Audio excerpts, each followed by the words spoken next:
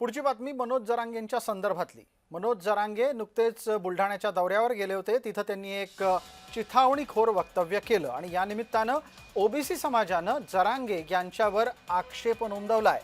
विनाकारण वंजारी समुदायाला जरांगेंनी शिवद्रोही ठरवलं असा आरोप ॲडव्होकेट ससाणे यांनी केला आहे।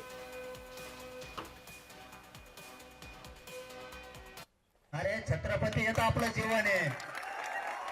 इथं जागेवर जरी मूर्ती पडले ना, घरात नाही बसायचं।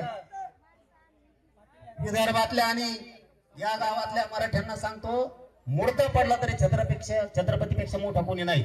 जाऊ द्या जीवराजांसाठी पण हलायचं नाही आणि पुतळा हलवायचा नाही इथून अजिबात। एका विशिष्ट समाजाला टार्गेट केलं गेलं, विशिष्ट समाजाला, वंजारी समाजाला शिवद्रोही ठरवलं गेलं। हे अत्यंत दुर्दैवी आहे आणि याच्या सगळ्यावर कळस म्हणून दुसऱ्या दिवशी ज्या जातीयवादी मुजोर आज्ञेनी आडानी मनोज जरांगेंनी महाराष्ट्रामध्ये जातीवाद पेटवलाय, तो मनोज जरांगे त्या गावात गेला आणि त्यांनी तिथं जातीवादाची काडी टाकली।